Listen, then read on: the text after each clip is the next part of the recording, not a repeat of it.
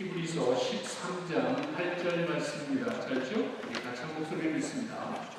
예수 그리스도는 어제나 오늘이나 영원토록 동일하시니라. 기도하겠습니다. 아버지 하나님 감사합니다. 삶에 우연이 없습니다. 내가 모르고 내가 인정하지 않는 것뿐이지 이 세상 모든 것을 주관하시는 하나님의 인도하심으로 믿고 감사드립니다. 아버지 하나님을 사모하는 간절한 믿음을 가지고 나왔습니다. 아픔이 있고 고통이 있고 간절한 소원이 있습니다. 주님의 아시오니 어루만지시고 오로지 주님만이 채우실 수 있사오니 사랑하는 성도들의 필요를 채우시고 하나님이 주시는 위로와 평안과 치유와 회복을 맛보는 귀한 시간 되게 하여 주시옵소서. 아버지 하나님의 말씀 앞에 있습니다. 말씀 하나님 다시 한번 하나님의 뜻을 가슴에 품고 돌아가는 귀한 시간 되게 하여 주시옵소서. 예수님의 이름으로 기도했습니다. 한국의 김형석 교수님이라고 계십니다. 아마 대부분 많은 분들이 아실 텐데 이제 100세를 눈앞에 두신 연세대학교 철학과의 명예 교수님으로 계십니다. 최근에 제가 한국에 가보니까 100년을 살아보니라는 책을 또 쓰셨습니다. 아직도 왕성한 저작 활동을 하고 계신 귀한 교수님입니다. 한국의 1세대를 대표하는 철학자시죠. 1세대 철학자. 처음 우리 한국의 그런 철학을 대변하는 귀한 교수님이자 서울대학교의 김태규 교수님, 숭실대학교의 안병훈 교수님, 연세대학교의 김영석 교수님, 우리 젊은이들의 가슴 속에 지성의 소리를 내려주신 장병훈입니다.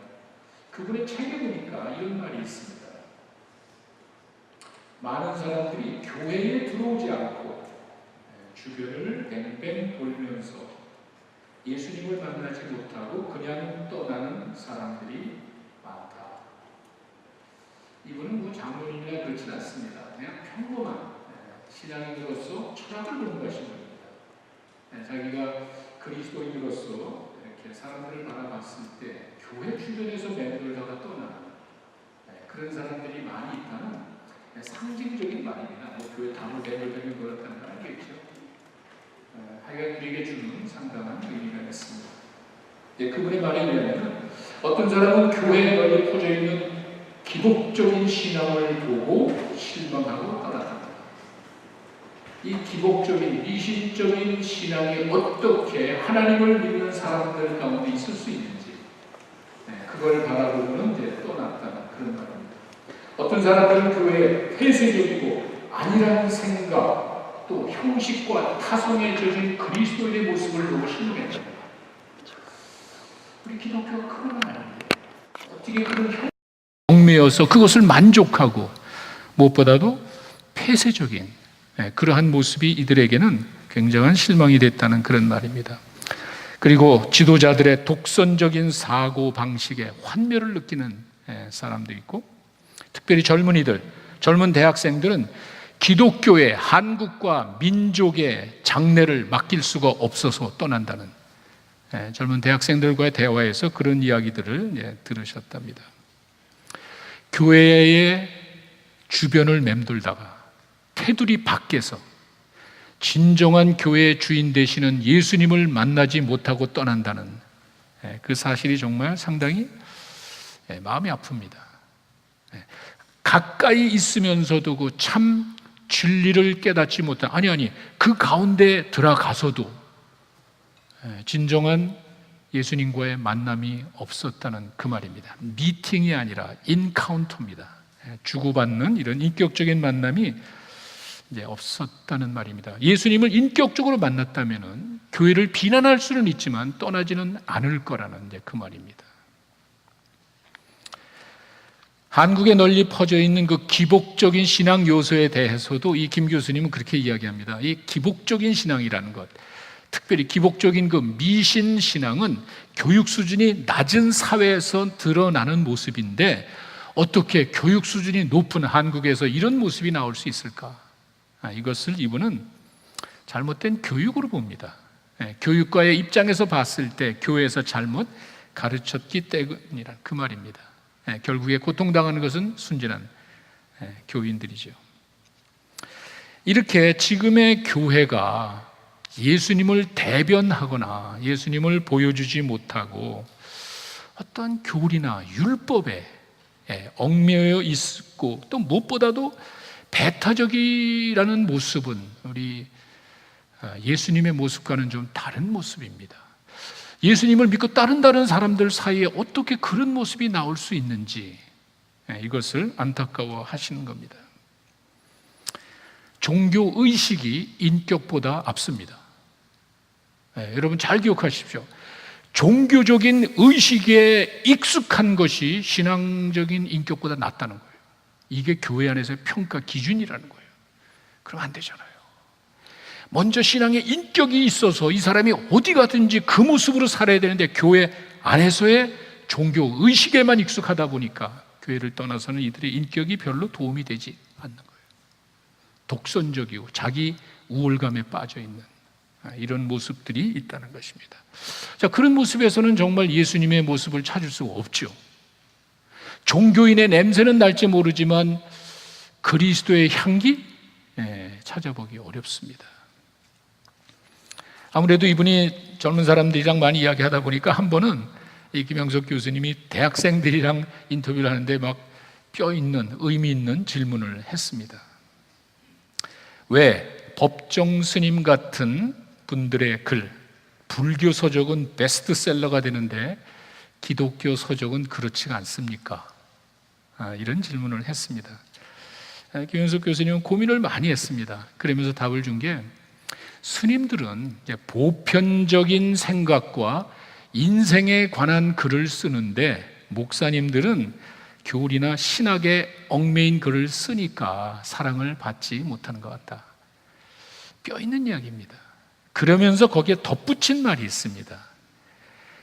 우리 복음서에 나오는 예수님은 분명히 계명이나 율법을 강조하신 분이 아니고 삶에 대해서, 평범한 모든 사람들에게 필요한 인생에 관해서 이야기를 하시고 실천해 주신 분인데, 예를 들어서 사랑해라가 아니라 사랑을 하신 분이에요. 용서해라라고 이야기한 것만이 아니라 용서를 해주신 분이에요.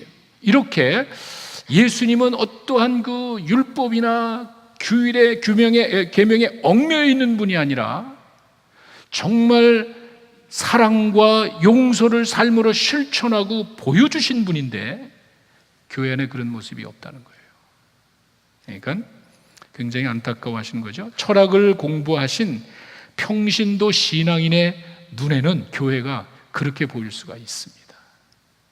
교회 주변을 맴돌다가 떠나가는 그런 많은 사람들이 있습니다. 그 이야기를 들으면서 저는 목사입니다. 상당히 많은 생각을 했습니다. 그렇게 많이 성경 공부를 하는데, 그렇게 많이 예배를 드리는데 예수님을 만나지 못한다면 이거는 큰 문제입니다. 그렇지 않아요? 아마도 제가 알기로는요, 한국 교회만큼 예배를 많이 드리는 교회는 초대교회밖에 없을 것 같아요. 정말 우리는 예배 엄청 드립니다. 매일 새벽 기도 드립니다. 수요일날 주중에 중간에 수요일날 모입니다. 금요일날 모입니다.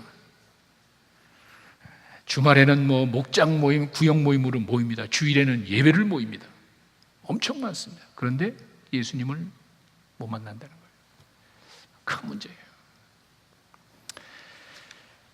어쩌면은요, 이렇게 교회 주변을 맴돌면서, 교회에 들어와 있지만 교회의 형식과 어떠한 그 율법적인 교훈에만 익숙했지 실제 삶 속에서 삶의 모습으로 드러나지 않는다면은요, 우리 과연 기독교의 신앙은 무슨 의미가 있을까?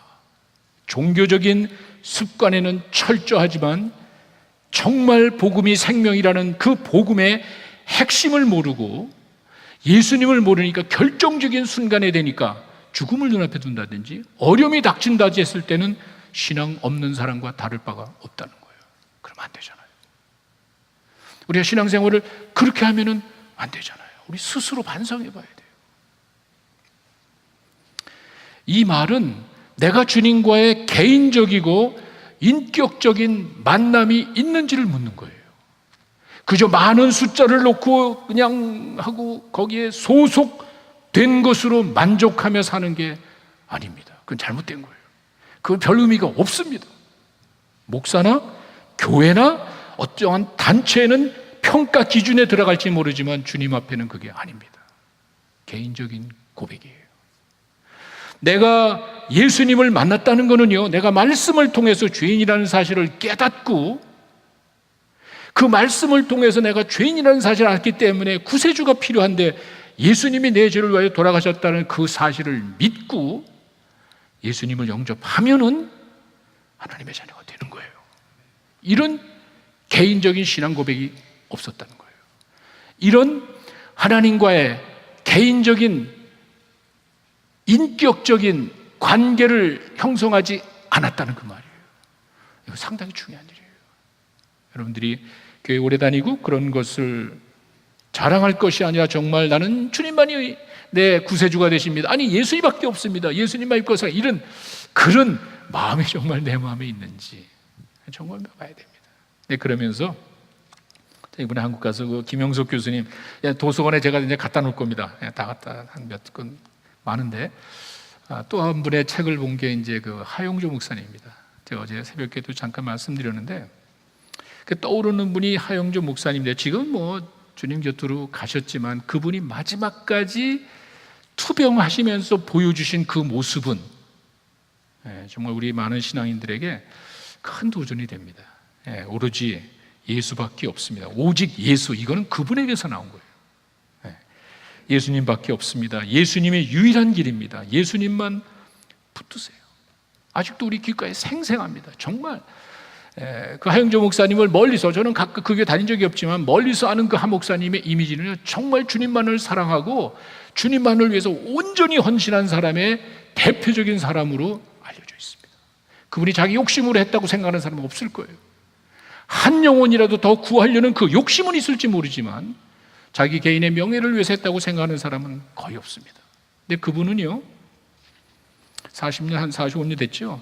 대학을 다닐 때부터 이분은 병치레를 하신 분이에요.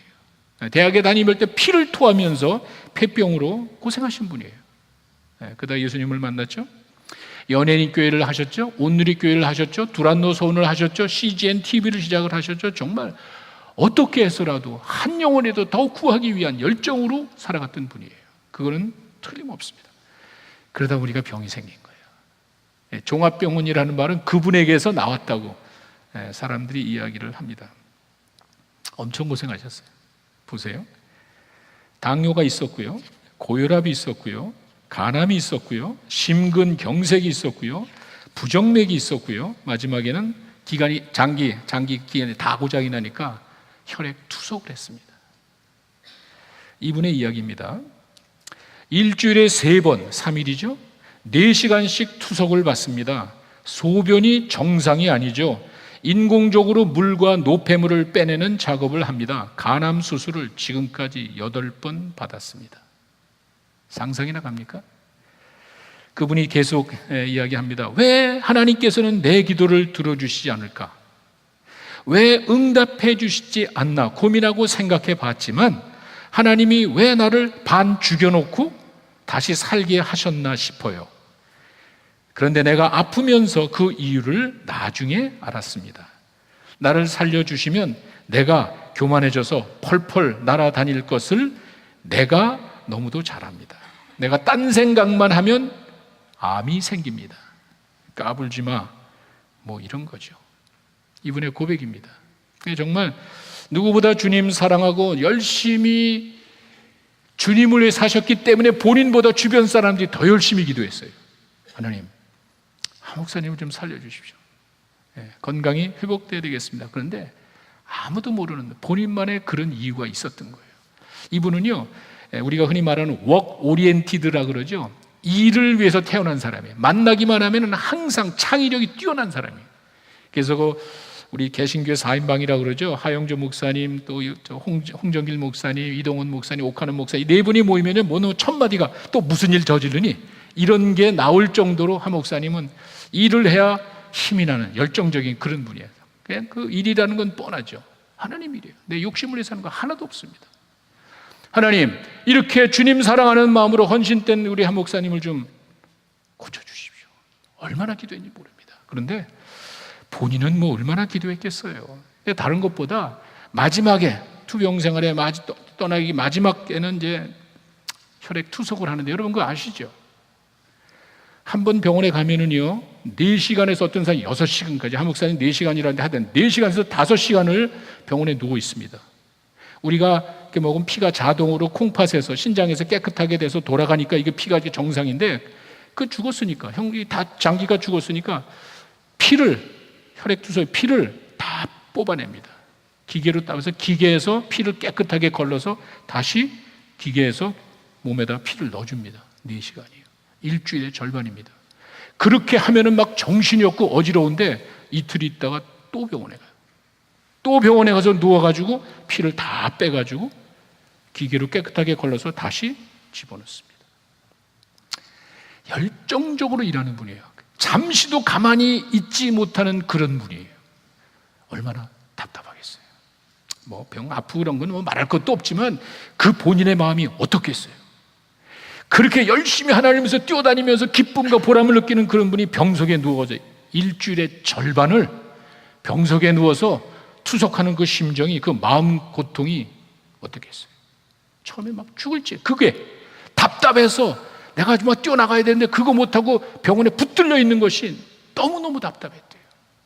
나중에 뭐랬는지 아세요? 그런데 저는 나중에 투석을 하면서 주님과의 깊은 안식을 그때 맛보게 됐습니다. 여러분, 평생 원망하고 죽을 때까지 불평하며 살 수도 있는 환경이에요. 뭐 잘못했습니까? 이분이 무슨 욕심이 있다고 그렇게 큰 일을 저질렀겠어요. 모든 분들이 다 알고 있습니다. 마지막 가시면서까지 정말 깨끗하게 사신 분이에요. 남긴 거 아무것도 없어요. 왜 그런 고통을 경험한 말이에요. 그런데 거기 있으면서 편안한 안식을 느껴야 돼요. 자기가 수없이 이야기하고 수없이 설교했지만 진정한 안식이 뭔지 그때 느꼈다는 거예요.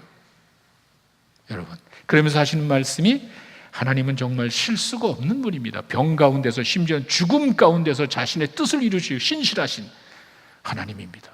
여러분, 그분은요 그렇게 안 하면요 절대로 쉴 분이 아니에요. 그러니까 하나님은 그렇게 해서 너 나하고 좀 지내자. 네가 그렇게 큐티하고 묵상한데 좀 나하고 좀 같이 있자. 바빠가지고 열심히 뛰다는 것도 좋지만 좀 네가 없어도 하나님의 일은 하는 거야. 네가 다 하는 게 아니야. 내가 널 좀 편히 쉬게 해줄게. 저는 깜짝 놀랐어요. 그때 진정한 안식을 맛봤대요.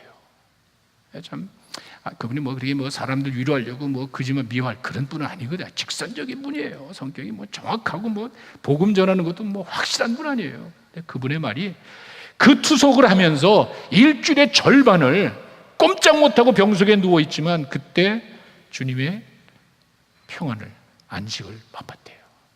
그런 분이에요. 이분이 이제 가시면서 이렇게 이야기를 했습니다. 인생은 떠나는 겁니다. 다시 만날 수 있는 헤어짐도 있고 영원한 이별도 있습니다. 사랑하는 사람을 떠나보내야 하는 안타까운 이별도 있습니다. 이것이 인생입니다. 그러나 절대로 떠나보내지 말아야 할 분이 있습니다. 바로 예수 그리스도입니다. 자기는 그분을 마지막까지 체험을 했습니다. 그러면서 고민하지 마십시오. 예수님은 여러분과 함께 하십니다. 순종하십시오. 순종하면은 고통스럽고 힘든 일도 즐거워집니다. 예수님이 여러분과 함께 있다면 불행한 일이 행복한 일로 변하는 놀라운 일을 경험하게 될 것입니다. 하고 떠나셨어요. 삶의 밑바닥까지 내려가니까 예수님 보이는 거예요. 그리고 정말 내가 모든 걸 다 내려놓으니까 안식이 오는 거예요. 있단 말이에요. 하나님이 안 주는 게 아니에요. 하나님이 없는 것이 아니에요. 하나님이 옆에 계시고 쥐고 있지만 받을 마음의 준비가 안 돼 있는 거예요. 오직 예수, 그 마지막 죽음의 순간까지 그 주님의 그 사랑과 은혜를, 안식을 맛보는 그 모습, 사실 이분이 5만 명의 교회를 목회했다고 존경하는 분 하나도 없습니다. 저는 그렇게 안 봅니다. 왜? 더 큰 교회도 있잖아요. 더 큰 교회 하시는 훌륭한 목사님도 있잖아요. 그분이 큰 일을 했다고 저는 한 목사님이 칭찬드는 것 같지는 않아요. 마지막 죽어가면서까지 주님 사랑하는 마음을 잃지 않은 분이에요. 마지막까지 그 신앙의 순수함을 지킨 것 같아요. 그거는 하나님이 주신 것 같아요. 오직 예수. 우리 모두의 고백입니다.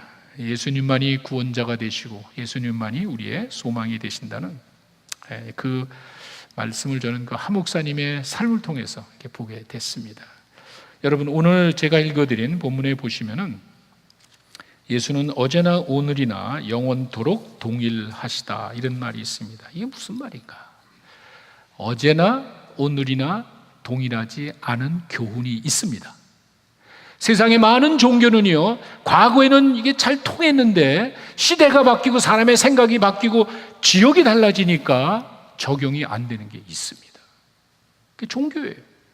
그런데 예수님은 수천 년 전이나 2000년 전이나 지금이나 앞으로도 변함이 없다는 거예요. 그게 뼈 있는 이야기입니다. 그래서 저는 이렇게 우리의 영원한 소망이 되시는 과거나 지금이나 미래나 변함이 없는 그 예수님, 이게 무슨 말인가? 이 말은 첫째, 예수님만이 영원토록 어둠을 비추는 빛이 되신다는 이제 그런 말입니다. 이사야 9장 2절에 가시면은요, 이런 말이 있습니다. 흑암에 행하다. 이 이사야의 말씀은요, 예수님 오시기 전에 수백 년 전에 메시아의 오실 것을 염두에 두고, 예수님이 오실 것을 염두에 두고 하는 말입니다. 흑암에 행하던 백성이 큰 빛을 본답니다. 흑암에 행하던 백성이 사망의 그늘진 땅에 거주하던 자에게 빛이 비춘다.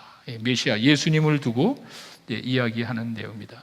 성경에서 흑암이라는 것은 이 죄악을 말합니다. 그리고 무지한 것을 말합니다. 그리고 그 결과 darkness, 어둡다, 소망이 없다, 되게 어두운 가운데서 부끄러운 일들이 일어납니다. 그래서 그 얘기입니다. 그런 어두움 속에서 소망이 없던 사람들에게 큰 빛이 온대. 근데 여러분, 세상에도 자그마한 빛은 있습니다. 일부 사람들의 주장에 의하면은요, 그들이 가지고 있는 사상 체계가, 아니 경제적인 힘이, 또 의식의 변화가 어느 정도 빛을 줄 수는 있습니다. 영원한 빛이 아니에요. 아까 제가 말씀드렸듯이 특정한 상황에 특정한 지역에서는 역사 하나님이 있을지 모르지만 영원한 빛이 아니에요. 흑암을 비추는 빛은 예수님밖에 없습니다. 사망의 그늘진 땅, 이게 뭐죠? 뻔하지 않습니까? 사망의 그늘진 땅, 그 어두운 밑에서 헤매는 아무리 소망이 없는 그 사람들에게 빛이 비친다는 거예요. 이게 실감이 나지 않는데 가끔 밤에 운전을 하다가 막 깜짝깜짝 놀랄 때가 있습니다. 이게 뭐냐면 운전하고 하는데 백미러를 이렇게 보는데 내 차하고 저기 뒤에 어두운 밤입니다. 뒷차 사이에 뭔가 있는 것 같아. 뭐가 중간에 움직이는 것 같은데 잘 보이지가 않아서 이렇게 보니까 내 차하고 그 뒤에 오는 차 중간에 차가 한 대 있는데 라이트를 안 킨 거예요. 불을 안 켜고 있다고. 자기는 모르고. 자기는 켠 줄리 아는데 바깥에 스트릿 라이트가 있으니까 자기는 뭐 불편 없이 나가지만 좀 이상해. 근데 가만히 보니까 그 라이트 킨 차하고 내 차 사이에 라이트를 안 켜고 오는 차가 있단 말이에요. 그 모습이에요. 자기는 모르지만 어두움 속을 불도 안 켜고 달리는 자동차가 있다고. 어둠을 살아가는 사람의 모습이 그렇단 말이에요. 자기는 모르지만, 아니 자기는 만족할지 모르지만, 자기는 좋다고 할지 모르지만 결과는 뻔한 거 아니에요. 어둠을 행하는, 어둠 속에서 행하는 그 사람의 모습이에요. 자기만이 아니죠. 남에게까지 해를 줄 수 있는 그런 모습의 삶을 이야기합니다. 저는 여기서 창세기 1장 2절과 3절에 가시면은요, 참 의미 있는 얘기가 있습니다. 여러분, 고대 문서에는 타이틀이 없습니다. 그래서 대개 1절이 타이틀입니다. 태초에 하나님이 천지를, 이게 1절이잖아요. 그거는 창세기의 제목입니다. 우리는 창세기는 우리가 집어넣은 거고, 원래 문서에는 1절 태초에 하나님이 천지를 창조한, 이게 타이틀이에요. 그 얘기는 2절이 1절 처음 시작이란 말이죠. 보세요. 땅이, 그러니까 하나님이 세상을 만드시기 전에, 아니 하나님이 천지 창조를 하시기 이전의 상태가 땅이 혼돈하고, 첫째, 두 번째 공허하고, 세 번째 흑암이 있대.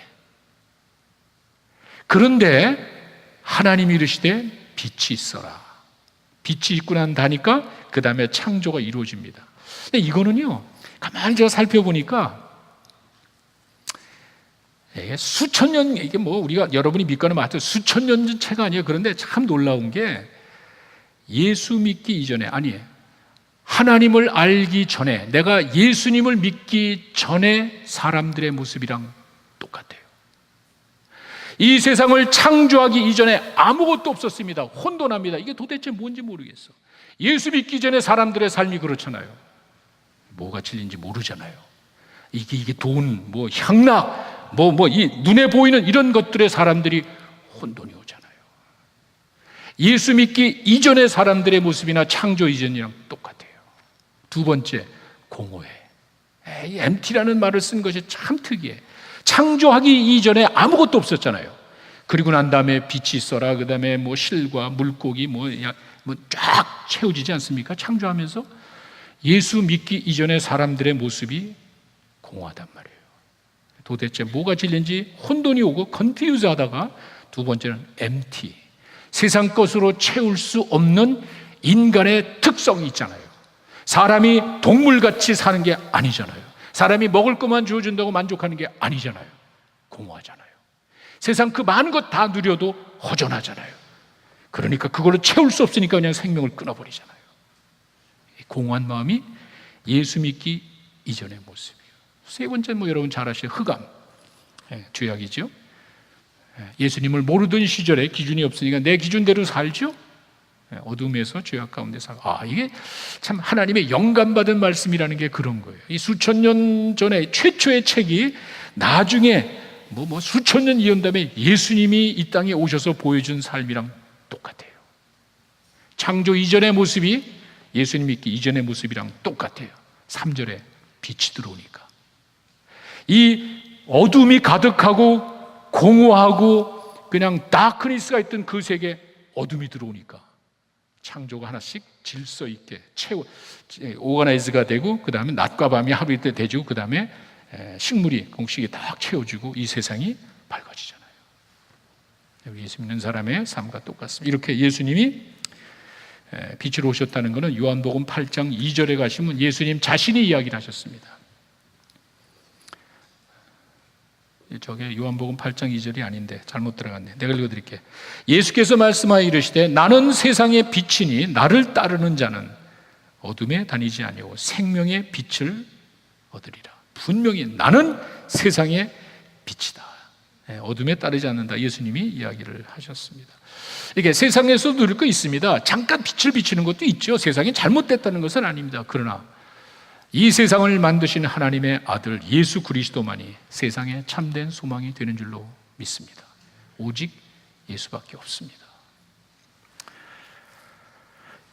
마태는 이제 마태복음 4장 16절에 가시면은 예수님이 사탄의 시험 받고 난 다음에 사역을 시작할 때, 아까 제가 우리 본문에 나온 이사야 9장 2절의 말씀을 마태복음에 이렇게 씁니다. 이렇게 예수님이 빛으로 오셨다는 이야기를 하고, 27장 45절에 가면은 빛으로 이 세상에 오신 예수님이 돌아가실 때, 십자가에 돌아가실 때 빛이 사라졌다고, 어둠이 이렇다고 이렇게 이야기를 합니다. 마태복음 27장 45절에 그 말씀이 이렇게, 마태가 빛으로 오신 예수님이 이제는 세상을 떠날 때 잠시나마 어둠이 임했다, 이렇게 해서 예수님의 빛된 삶을 설명을 해 줬습니다. 자, 이렇게 어제나 오늘이나 영원토록 동일하다는 말은 바로 그겁니다. 영원한 빛으로 오신 예수님, 우리의 참된 소망이 될 줄로 믿습니다. 또 하나는요, 예수님만이 우리의 영원한 은혜의 증거가 된다는 그런 말입니다. 에베소서 2장 8절입니다.